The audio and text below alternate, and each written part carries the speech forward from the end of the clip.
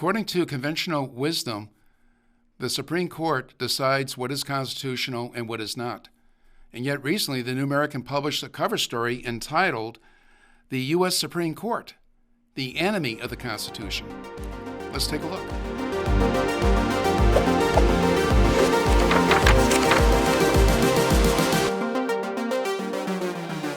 This is Beyond the Cover with your host, Gary Benoit, and today we're delighted to have with us Steve Byas, who is professor of history at Randall University in Moore, Oklahoma, and also the author of the book, History's Greatest Libels, and of course, a longtime writer for the New American Magazine.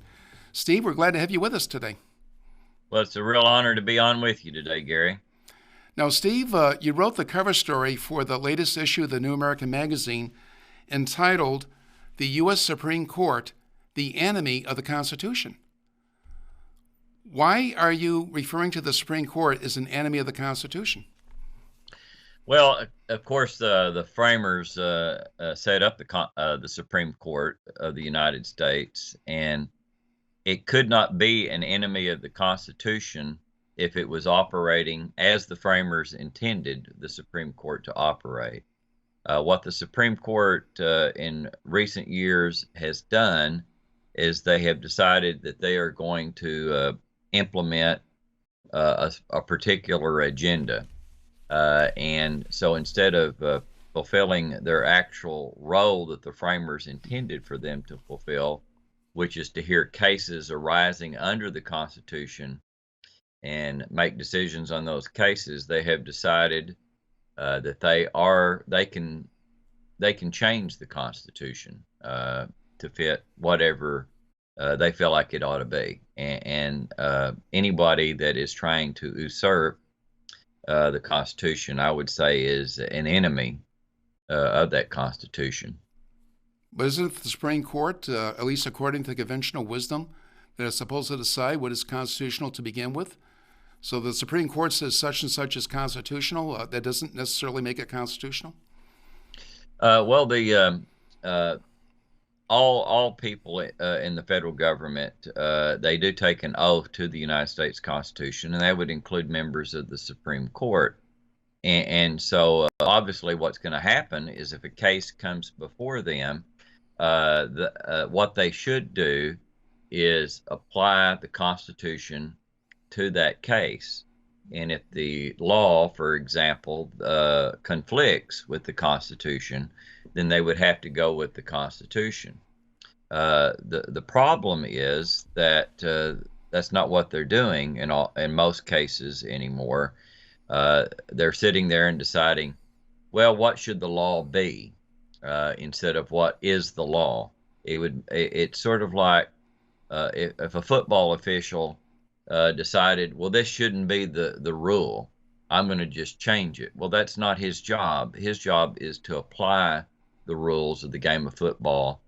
A Supreme Court judge is supposed to apply the Constitution to the case before him, or her, as it is today. Now, obviously, that they're going to have differences of opinion and all that sort of thing.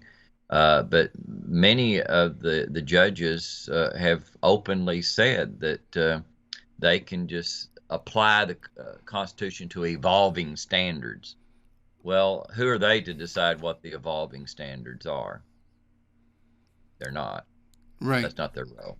Well, of course, if it evolves, you really don't have a fixed Constitution to begin with, do you? Absolutely, and that's why Justice Scalia made a comment about that. He said, about people call it a living Constitution. He said, I'd rather stick with my dead one, that instead. Can you cite any examples of a Supreme Court ruling that you would say is unconstitutional? Well, one thing that comes to mind is you remember the case where the U.S. Supreme Court ruled that the 14th Amendment said that all 50 states had to allow same-sex marriages. Right. Well, nobody can rationally think that the people who wrote the 14th Amendment back in the 1860s wrote it with that in mind, or anything like that. The 14th Amendment was written to ensure that the rights of the Constitution would be afforded to all people, to the former slaves. It was not intended to overturn the laws of the 50 states in that type of situation, and so that's clearly unconstitutional. Right. Uh, and then, of course, usurping the states in the realm of abortion law, which they did with Roe v. Wade in 1973. That's another example. Justice Byron White said it was an exercise of raw judicial power rather than a ruling on the Constitution. Well, of course, in that 1973 ruling, the justices claimed that they found a right to privacy in the Constitution justifying abortion, or a right to abortion, that they said was in the penumbra of the Constitution. Is there any such thing? Well, I don't think that there is any such thing. The you know the I think one of the problems that we have is that this is what is kind of just said today, and a lot of people who are pretty conservative will fall for this, that the Supreme Court rulings are the law of the land, and they cite the case of Marbury versus Madison, and in that case they say, well, the Supreme Court established the power of judicial review, and that I've read the Supreme Court decision Marbury versus Madison, and it said no such thing.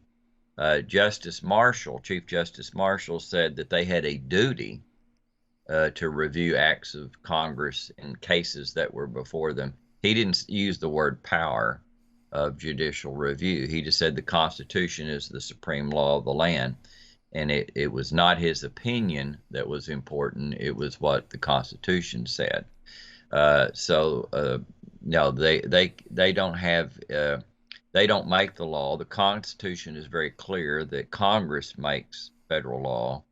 The president's job is to see that that law is carried out, and the role of the all federal courts, all courts, is to apply the law to a case that is before them. It's only the law of the case. They don't make the law of the land. They make the law of the case between the two, the litigants that are in the courtroom. That's all they do. You know, that's not their job to decide, you know, change.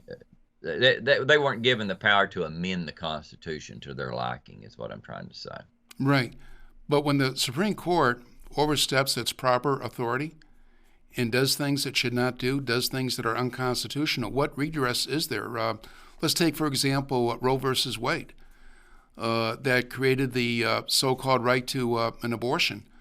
What can be done to overturn an unconstitutional decision by Congress or by the states? Yeah. Well, we're hopeful. I think that the Supreme Court is going to reverse that ruling here with the Mississippi law. But beyond that, there's a couple of things. One, if you'll look at the Constitution, Article 3, Section 2 of the Constitution, one of the things that was written into the Constitution as far as principles was the idea of checks and balances. And one check on the power of the courts, if they get out of line, was written right into the Constitution there in Article 3, Section 2, that Congress can limit the appellate jurisdiction of the federal courts. And so that would be one thing that could be done. Now, the problem is we don't have a very good Congress. Gary, you might agree with that for Yes. the most part. And so one solution that would kind of go along with that is the American people are responsible. They need to elect better people to Congress. That is a huge solution right there. The other thing is that short of that, the states, they have their role, and their job is to, if they follow, they're supposed to follow the Constitution too, and if the federal government and the courts are not following the Constitution, they should just simply refuse to go along with it. and follow that higher law of the Constitution. And some have applied the word nullification to that. And that would work, like things like, the federal government needs the cooperation of the states in most cases to try to enforce a lot of these laws. And Madison talked about the states interposing between their citizens and the federal government if it goes beyond the Constitution. So those are things that nothing's perfect, and nothing's going to solve every problem. There's no silver bullet, so to speak, here. But at the same time, there are things that we can do to limit this problem. Do you know why it is, Steve, that states aren't doing that? I know there are a lot of people in this country who are pro-life. In fact, I would think more people than the news media is willing to acknowledge. And over the years, they have, asked for a constitutional convention, which I think suggests, at least implicitly, that the problem is the Constitution, and therefore the Constitution needs to be changed. But you mentioned this power of nullification, though. State legislators, obviously, they take an oath to the Constitution, and it seems like taking that oath, that when the federal government, or in this case the U.S. Supreme Court, asks them to do something unconstitutional, they would declare it null and void within their state borders. Why don't we see states doing that? Why don't we see the power of nullification employed? Well, part of it, I think, is ignorance of our federal system, how it's supposed to work. I think there's a lot of that. Part of it is a concern that the federal government would cut off, quote, federal money. Right.